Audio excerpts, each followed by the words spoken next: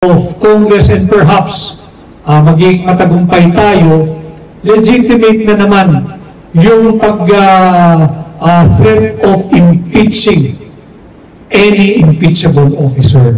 And that is a recognized way, guaranteed under Constitution, of taking out anyone who is impeachable under the Philippine laws. And that is what I meant when I said we can resort to a constitutional way of changing a regime.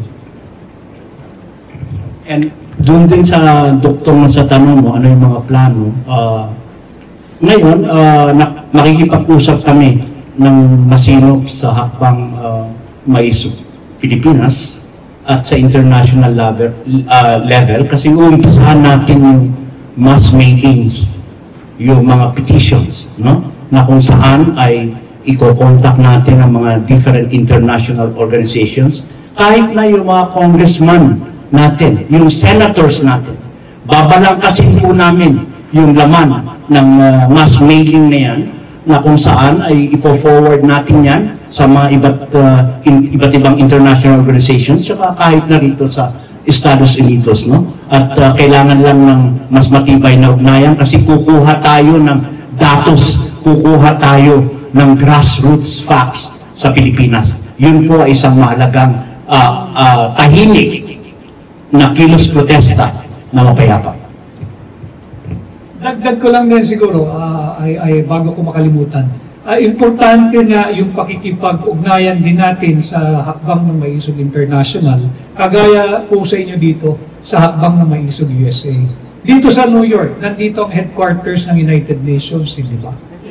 So sa hakbang ng Maisog USA, maaari ninyong tulungan higit ang ating mga kababayan sa Pilipinas.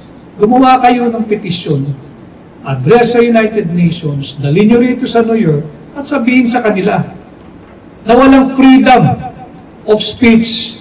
Pinapatay ang freedom of speech, of expression, of the press, at sinisikil ang aming karapatan to peaceably assemble. Yan, pwede niyong gawin, hakbang ng Maisog. Take the lead, hakbang ng Maisog USA. Let's bring it, let's bring the matter to the United Nations.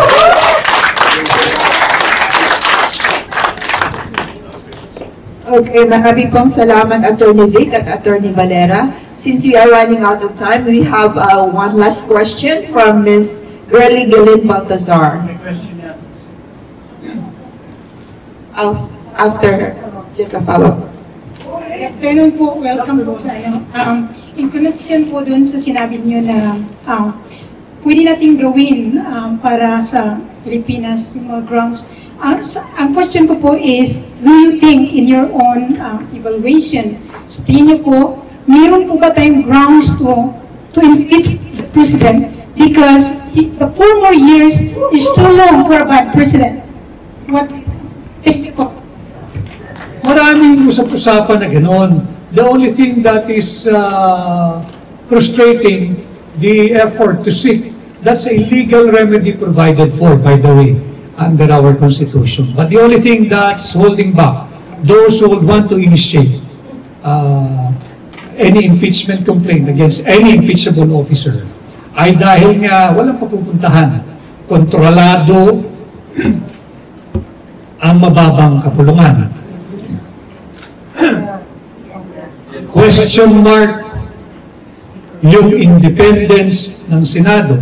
I was asked in one of my interview, I said, let's give the newly installed Senate President a chance. We cannot measure yet the degree of his commitment to his oath of office to serve the Filipino people, not the powers that be, dahil kakaupo lang niya. Antayin natin, bago natin siya husgahan at bago natin siya sukatin.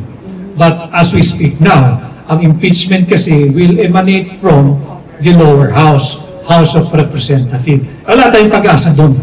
Kaya wag na muna tayo mag-asaya ng panahon.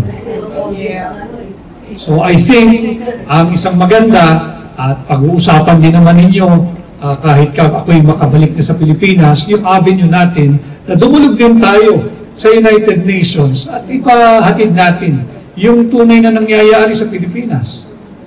Bakit pinagbabawal ang payapang pagtitipon-tipon? Bakit pinagbabawal ang malayang pagpapahayag ng saloobin ng mga Pilipino? Wala namang dictatorship pa. Pero ramdam mo yung mekanismo ng diktadurya in place. This is a closing, may not sound a question, but more of clarification. How do we make the awareness really spread globally on MAISOG's objectives? So, yes, we were grateful of our Filipino bloggers, but what about those ordinary citizens in other countries? How can they organize, and how can we, please, first, raise that awareness of what's going on? Yeah, tama yun. Sabi ko nga, yung igniting the passion in the hearts of each and every Filipino without educating them on the real issues, I think will be a big disservice to them. I think will be a serious misgiving. You do not ignite passion just for the sake of igniting passion. Kinakailangan may coupled with educating them on what is really happening. And I think, alam na rin ng higit na nakararaming Pilipino, mula't nagising na. And ang aking ginagawang panukat dyan, organic talaga, yung pag-usbong ng iba't ibang hakbang ng maisog sa iba't ibang lugar. And siyempre, kagaya ninyo, kagaya ko, pagdating sa Pilipinas, may mga concerns din naman tayong personal. Kailangan ko rin magtrabaho, kumayod, kayo, ganun din. So we cannot expect them to be devoting 100% of their waking hours organizing for Hakbang Maisog. But the fact that they are already aware of the existence of Hakbang Maisog and it has gone international, I think we have gone very